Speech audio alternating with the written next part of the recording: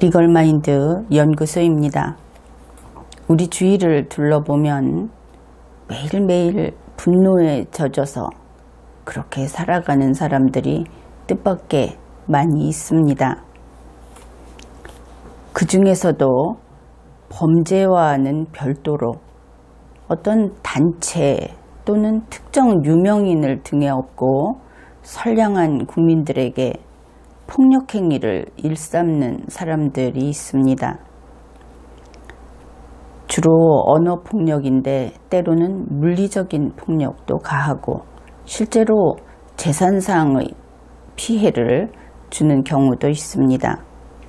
그런데 이것을 단지 성격이 나쁜 것, 행실이 나쁜 것 이렇게 해버릴 수 없다 하는 것이 임상 정신의학 논문으로 많이 나와 있다 하는 것입니다.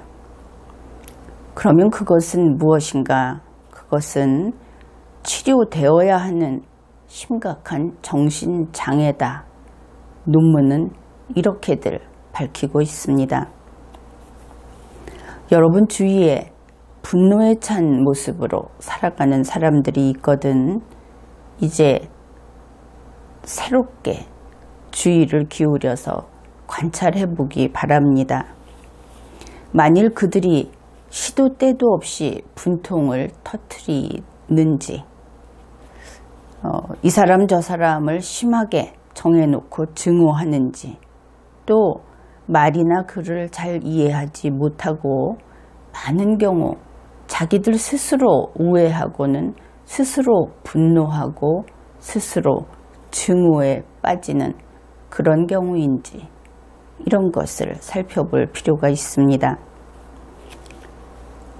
이러한 분노가 정신장애다 하는 경우 이런 사람들이 어떤 모습으로 나타나는가 하는 것을 클리니컬 사이키아트리 거기에서 이렇게 적고 있습니다. 반복적이고 충동적이고 문제가 되는 욕설이나 저주 등 언어적 발작을 보이고 또는 물리적 폭력도 행사한다. 이들이 오해를 한다든지 일반인들이 상식으로는 납득할 수 없는 이상한 사람들과의 대화라든지 이런 것을 하면서 이상한 반응을 보이는 그런 예는 이런 것이 있습니다. 가령 국립현충원을 갔다고 합시다. 그 안에서는 경건한 자세, 그런 태도로 머물다 와야 한다 하는 것은 초등학생도 알고 있는 일이죠. 그런데 그 중에 특정 무덤 앞에서 그 인물을 공경하기 때문에 그곳에 왔다고 하면서 그 스마트폰을 들여다보고 있는데 음란 동영상을 시청하고 있는 겁니다. 그래서 그 사람에게 그런 행위를 하면 안 된다고 지적을 하게 되면 봉변을 당할 수 있습니다. 그가 만일 이러한 장애가 있는 분노를 터뜨리는 그런 류의 사람이라면 그는 아마 이렇게 이야기를 할 겁니다. 자기 자신이 나쁘다고 이야기를 했는데 그것이 아니고 어디서 감히 국립현충원을 폄훼하느냐, 어디서 이 위대한 인물의 무덤을 모욕하느냐 하고 아주 서슬이 펄해서 자기 자신이 정의의 사도인 것처럼 오히려 덤벼드는 그런 일을 당할 수 있다 하는 겁니다.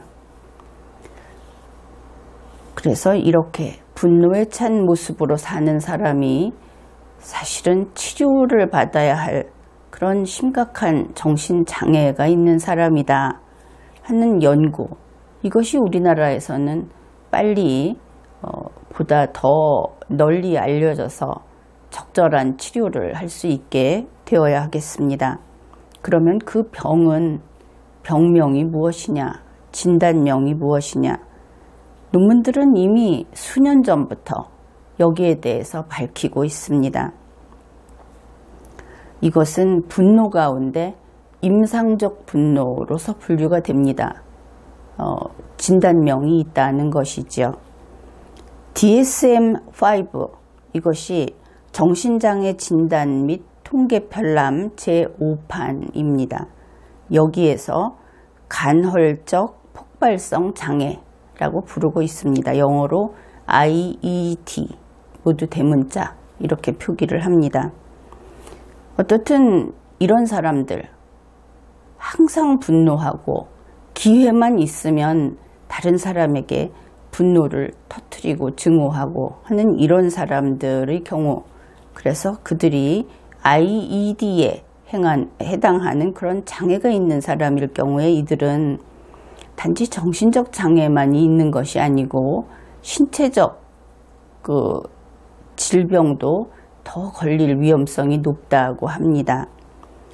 이런 정신적 장애자들은 심장질환, 고혈압, 뇌졸중, 당뇨병, 관절염, 정신분열증, 궤양, 그리고 두통 이런 데 시달릴 가능성이 정상인보다 훨씬 높다고 합니다.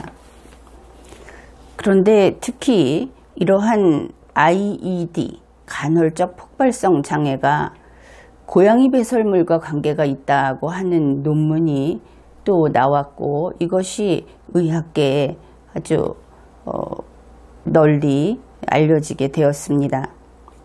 고양이 배설물 하니까 우리 국민들은 또 문재인 청와대 대통령을 생각할 수밖에 없죠.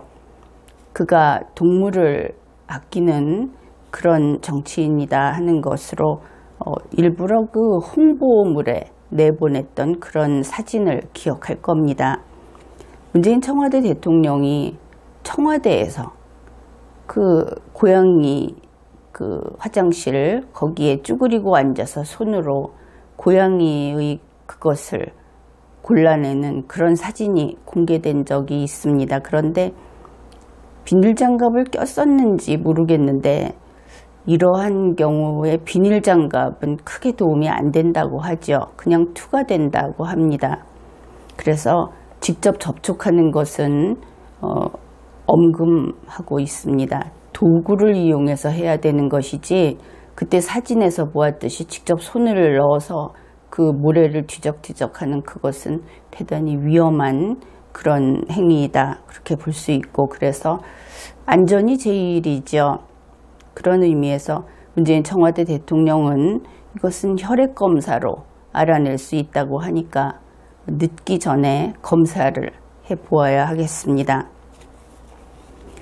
이 분노 관련 정신장애인 IED 장애자들 그 숫자도 상당히 많다고 하죠. 그런데 그들에게 이 고양이 배설물하고 관계가 있다, 관련성이 있다 하는 것은 그 질병을 찾아내고 또 예방하고 하는데 중요한 그런 정보가 될 겁니다.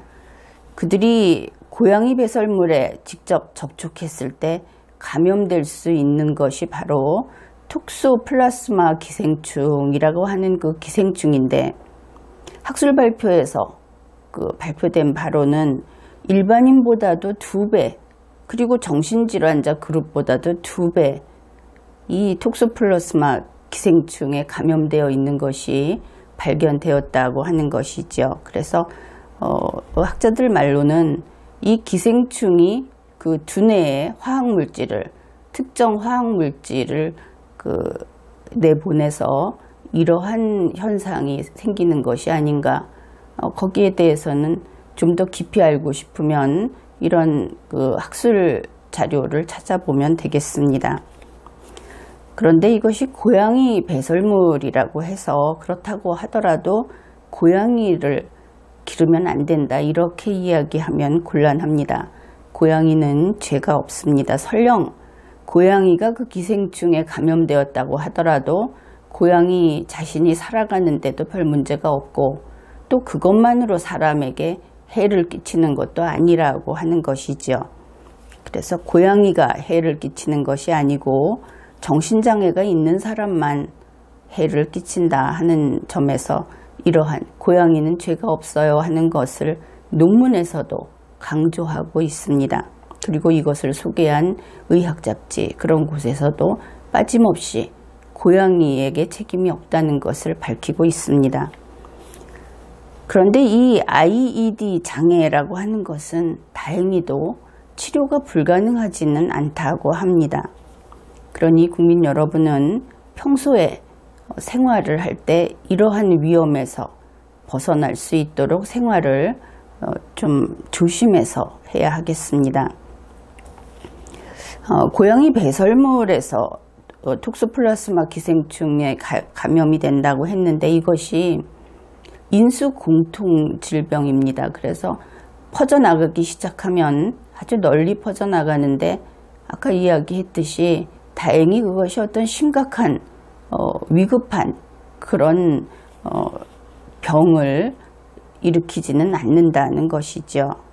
그런데 반드시 유의해야 할 것이 돼지고기, 양고기, 소고기, 닭고기 이런 식의 고기들을 설익은 상태로 먹거나 날고기로 먹는 것은